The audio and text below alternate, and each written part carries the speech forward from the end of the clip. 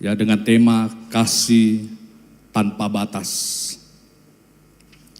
Dengan subtema keluarga Parasibona Membidang diharapkan dapat mewujudkan kasih itu tanpa batas sebagai pengikat, mempererat tali persaudaraan dan menjaga hubungan yang harmonis. Keluarga yang diberkati Tuhan, saya ambil tema pagi hari ini dalam Injil Matius pasal yang kelima ayat 43 sampai dengan 44. Ini agak sedikit jauh lebih dalam yang Tuhan mau inginkan sebagai kita bersaudara. Kasih tanpa batas. Ya.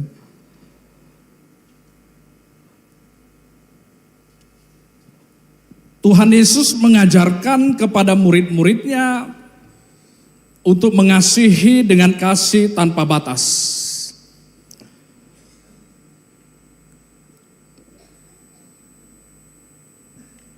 Mengasihi orang yang mengasihi.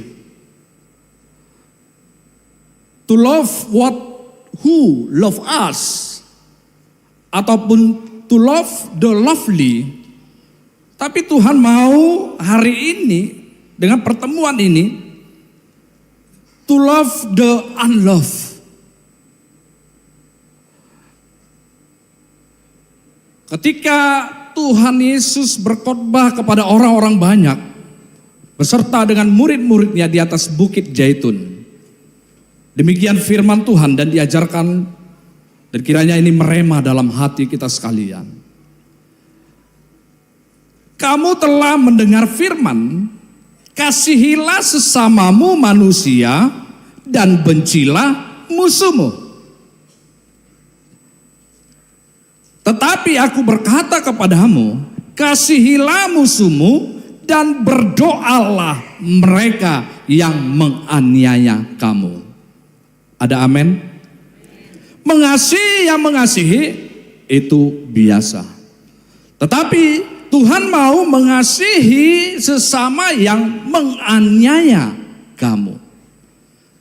Amanginang keluarga yang diberkati Tuhan, kita mereview mengingat kembali. Siapa yang telah menganiaya Tuhan Yesus? Dalam minggu Passion kedua, menjelang Paskah yang sebentar lagi kita akan rayakan atau peringati. Siapakah yang mengkhianati Yesus? Siapakah yang memfitnah Yesus? Siapakah yang menjual Yesus? Gak jauh-jauh Amanginang.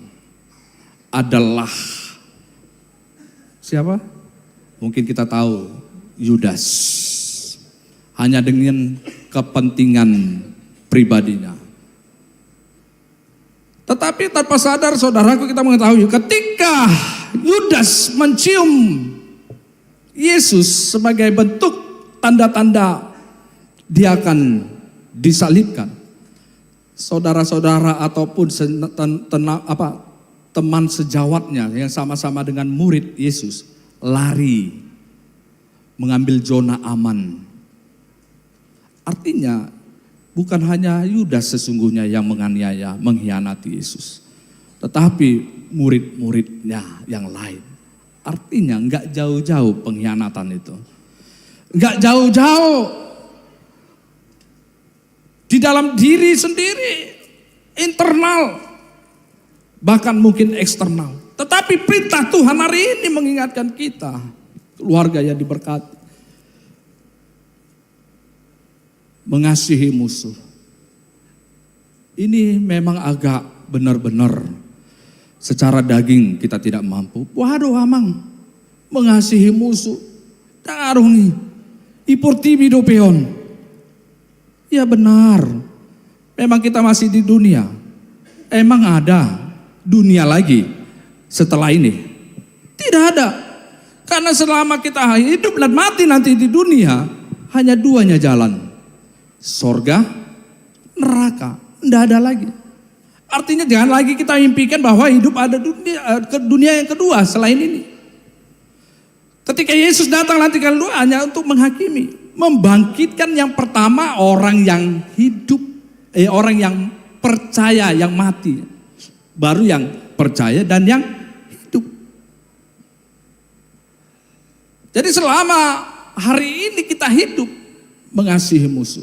Makanya posdoro hatta, ya, apapun mungkin BPH, ketua umum, siapapun yang Tuhan anugerahkan, tentu banyak cobaan di kalangan sesama anggota. Memimpin ini nggak gampang. Saya dianugerahkan Tuhan 3 gereja lokal, walaupun memang tidak sebesar gereja-gereja Bapak Ibu Saudara. Dan 1 panti asuhan, nggak gampang memimpin. Ya. Memberi teladan itu hal yang sangat rumit. Tetapi Tondi Perbadia memampukan kita, memampukan BPH. Amin. Mari kita beri tepuk tangan dulu buat BPH. Ada lagu katakan, tu dia ho, dung mateo, alusima, alusima, jepek tiki, ujung naro, alusima, alusima.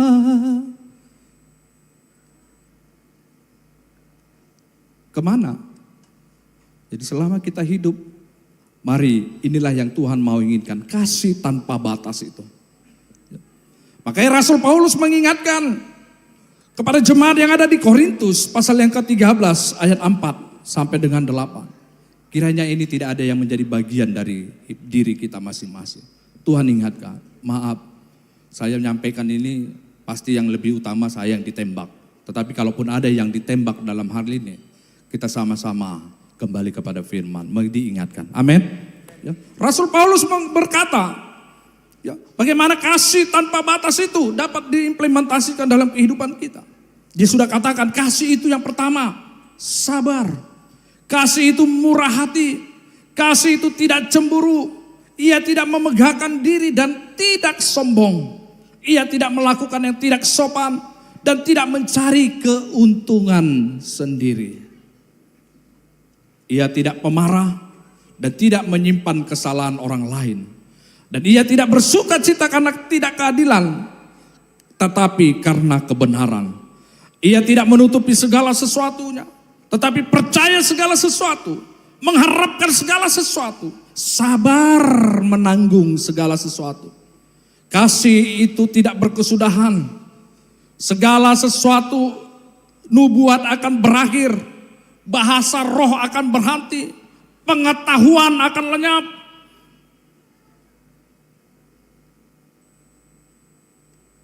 Semua yang kita dapatkan, kalau kita orang beriman, kita pengetahuan tinggi, kalau tanpa kasih tidak bisa berarti apa-apa.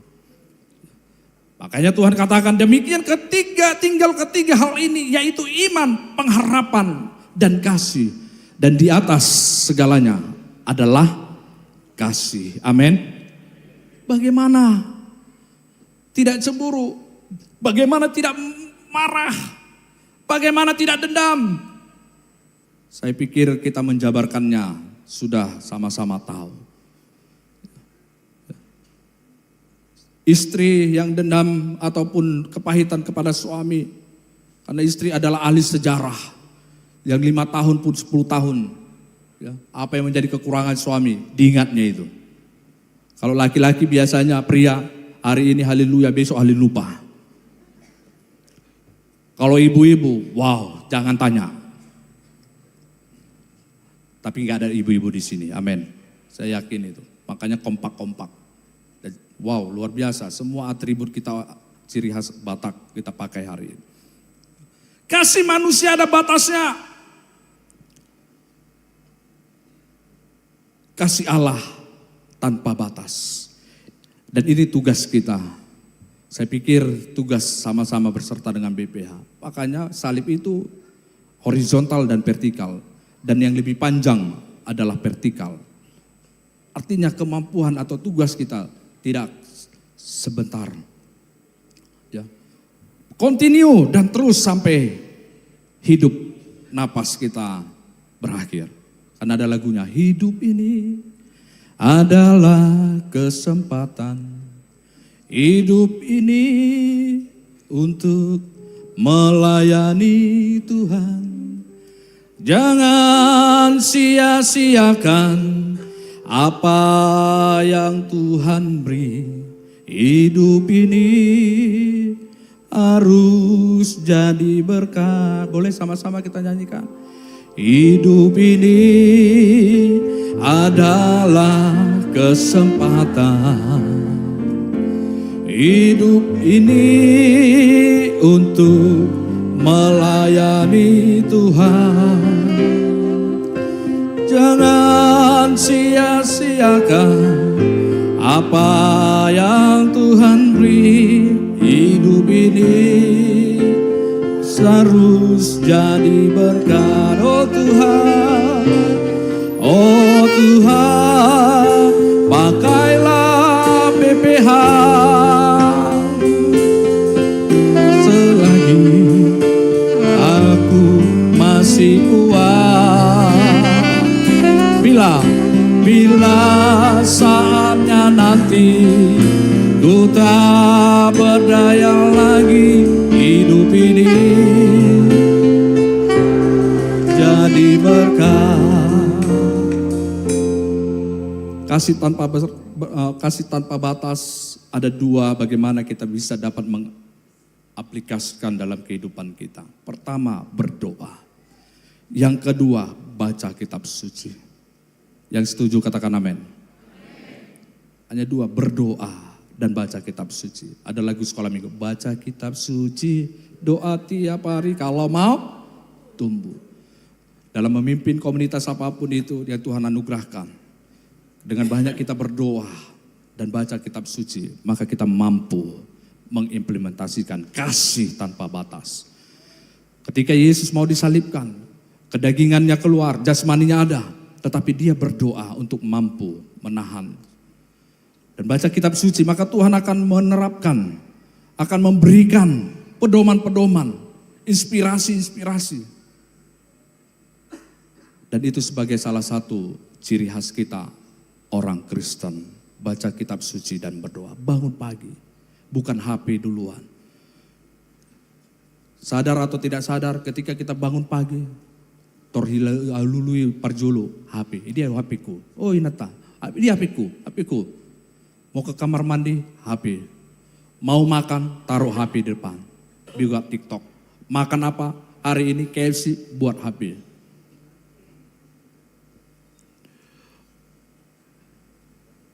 Dikecewakan, cerita sama HP. Buat status. Dipitnah, buat status. Direndahkan, buat status. Isi harwaho. Orang Batak, aku anak raja. Anak raja, boru ni raja. Enggak ada yang tidak raja. Semua raja. Bahkan Parhobas pun raja ni Parhobas. Boru pun raja ni Parboru. Tapi Tuhan mau inginkan kita sebagai pelayan. Supaya kasih itu dapat terimplementasikan. Amin. Kita banyak berdoa menginang. Iblis lebih pengalaman. Maaf, saya bicara bukan dengan iman. Tapi saya tahu kan, iblis itu berapa tahun umurnya? 2000 tahun yang lalu. Lucifer yang pertama, raja iblis, segala iblis. Sedangkan kita, paling udah Alkitab, 60, 70, 80 tahun, nggak hebat. Anugerah. Iblis itu lebih banyak pengalamannya. Bagaimana strateginya. Doa adalah obat suplemen yang manjur. Amin. Baca kitab suci. Supaya kita ketahuan bahwa kita adalah karakter Kristus. Baca kitab suci. Sebagai penutup, ada cerita seperti ini Amang Inang. Jadi ada pendeta neng berkunjung. Tu sadani huria jemaat. Kan? Di telepon, Amang, Rojo, tanya kau coba kami. Semua isi rumah dan penyakit ini banyak dia cerita. Oke siap Amang. Pergilah. Saking gembiranya tuan rumah ini untuk menyambut sang pendeta. Sebelum pendeta itu datang berdoa, saya sudah kasih itu amplop sediakan amplop dan ditaruhnya uang sebagai persembahan ucapan syukur. Lalu diletakkan keluarga ini di atas televisi. Yang tanpa sadar di atas televisi ini, di atasnya kipas angin. Ya kan? Kipas angin mengarah ke TV. Tetapi sebelum tadi pendeta ini datang, mungkin mereka pergi ke kamar dulu untuk bercerita-cerita apa saja yang mau kita sampaikan kepada pendeta itu untuk didoakan. Lalu singkat cerita datanglah pendeta itu dari depan. Salam, oras, amanginang, dangadung nama ngalusi. Ya kan? Lalu dengan seperti itu karena pintu terbuka, pendeta tersebut masuk ke dalam rumah. Dan langsung ke ruang tamu dan didapatinya tadi amplop tersebut karena dikena kipas angin terbang, jatuh ke lantai. Ya kan? Lalu dengan inisiatif pendeta tersebut karena ada Alkitab di atas meja tadi, disisipkannya amplop itu di dalam Alkitab. Nah, lalu keluarlah tadi, Salam mamang inang, sepasang suami istri tadi. Dan dilihat, Salam mamang, kasih biareng mah halaki serapakan. Bah, dia do nakin amplop. Amplop nakin, songon daftar tidak. Kan itu. Jadi singkat-singkat hati mereka saling bertanya, wah berarti ngarung parako. Lalu tuduhan, berarti siapa lagi? Bukannya ada yang datang, berarti yang ngambil, itulah pendeta itu yang ngambil. Berarti ya pendeta ini ya. Saya bikinkan pendeta itu contohnya supaya tidak ada yang tersinggung, karena ini saya pendeta kan begitu. Lalu tidak lama mereka bersepakat, udah gak usah jadilah Pak Pendeta didoakan kami, udah pulanglah Pak Pendeta. Karena dengan hati yang sudah geram dan lain sebagainya. Dan jadi dang pala tanya ke kami lah kenapa? Tetapi udah karena tadi desakan itu, dengan berat hati pendeta pun pulang. Dan ini terus kegeraman dan lain sebagainya, ada hati yang menjadi kekacauan dalam diri mereka. 3 bulan jemaat tadi enggak ibadah, ya kan? Enggak datang gereja. Bertemulah mereka di suatu pesta, ya. Lalu tanpa mereka mau berterus terang suami istri. Amang pendeta, ditegur Pak Pendeta ini. Sudah 3 bulan tidak datang. Kemana Amang Inang? Bodoh, kabar, sehat doang, lain sebagainya. Lalu mereka sampaikan, jujur Amang Pendeta, kami enggak datang gereja karena memang kami sudah menghakimi dan kami tuduh. Dan memang mungkin pendeta lah yang ngambil itu amplop yang di atas TV. Lalu pendetanya agak mekel-mekel lah sedikit, senyum-senyum. Dia bilang, oh itu yang menjadi penyebab kamu tidak Amang Inang tidak marminggu. Iya, itulah yang membuat kami 3 bulan. Kami mau doakan tapi kami gak jadi karena itu. Lalu dia katakan pendeta itu, memang saya ambil, tetapi amplop tersebut saya letakkan di Alkitab. Lalu mereka pun tersenyum-senyumlah suami istri. Berarti selama 3 bulan itu mereka tidak, bayangkan namanya. 3 bulan gak buka Alkitab. Kalau buka Alkitab kan tiap pagi bangun sebentar saja, beberapa menit saja, ya ataupun hitungan detik, pastilah itu ketemu. Kasih tanpa batas yang Tuhan mau terapkan bagi kita. Firman Tuhan pelita bagi kita, janjinya terang bagi jalan-jalan kita. Amin. Kita berdoa. Bapa di sorga, kami bersyukur hari ini di tengah-tengah ibadah bona tahun. Kami masih bisa dapat mendengarkan firman-Mu. Jadikan kami seperti apa yang Tuhan umpamakan. Tanah liat, tanah yang subur. Dan ketika firman ditaburkan, maka ini akan berbuah. Terpujilah nama-Mu. Di dalam Kristus Yesus kami berdoa. Amin.